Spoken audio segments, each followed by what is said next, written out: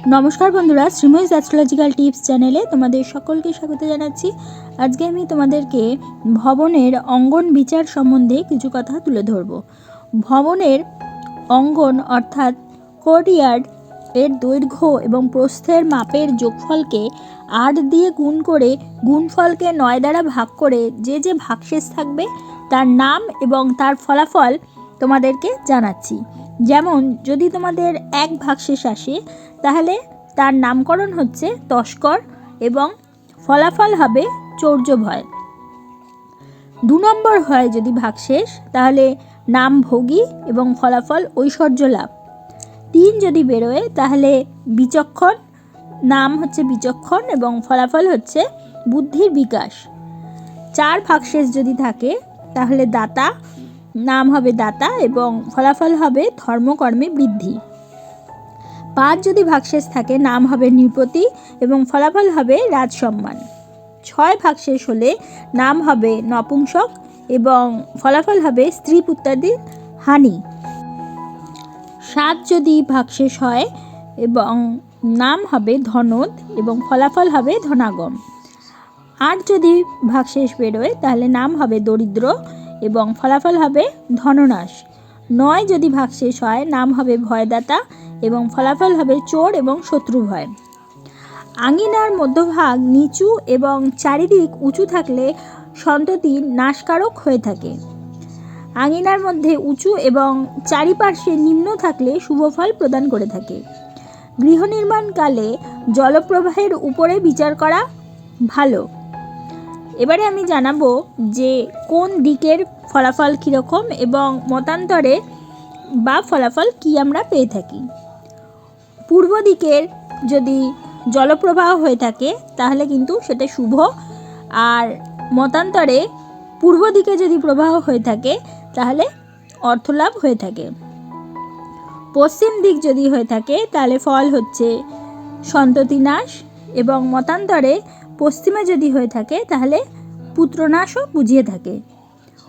उत्तर दिके यदि जलप्रवाह हय ताहले फल हच्छे राज्य लाभ एवं मतान्तरे उत्तरे बोझाय सर्वसिद्धि। दक्षिण दिके यदि हये थाके फल हच्छे दारिद्रता एवं दक्षिणे मतान्तरे बोझाচ্ছে रोग भय। ईशान कोणे फल हच्छे धनागम, आबार ईशान कोणे मतान्तरे सुख सम्पत्ति लाभ बुझिए थाके। अग्निकोणे फल हच्छे मृत्यु एवं मतान्तरे अग्निकोणे धनहानि बुझिए थाके। नैऋत कोणे फल हच्छे क्षति एवं मतान्तरे नैऋत कोणे विवाद बुझिए थाके। वायुकोणे फलाफल हय सुख एवं मतान्तरे वायुकोणे मित्र द्वारा सुख बुझिए थाके।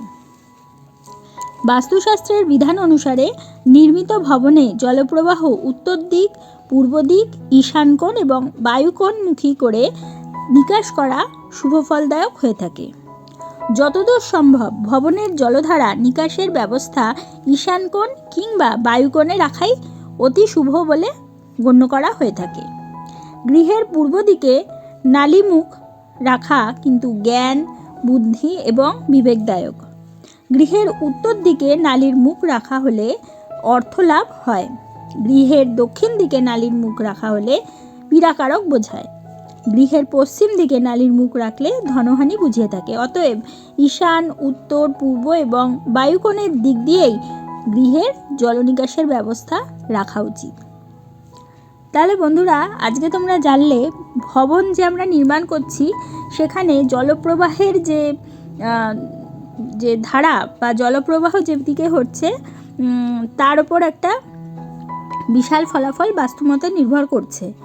এবং আমাদের যে আঙিনার যে দৈর্ঘ্যপ্রস্থ সেইটার মাপের যোগফলকে যদি আমরা 8 দিয়ে গুণ করি এবং গুণফলকে 9 দিয়ে ভাগ করলে যে ভাগশেষটা বেরোচ্ছে তার ফলেও কিন্তু আমরা একটা বাস্তুগত যে কীরকম আমরা থাকতে পারি সেই ভাগশেষের রেজাল্ট যেটা বেরোবে তার উপরও নির্ভর করছে বাস্তুর বিষয়টা।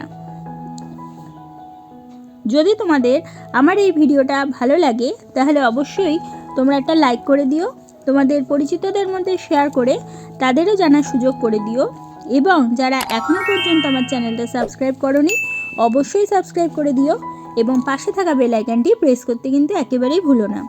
তাহলে প্রত্যেকে ভালো থেকো, প্রত্যেককে ভালো রেখো। পরবর্তী ভিডিওতে আবার চলে আসবো।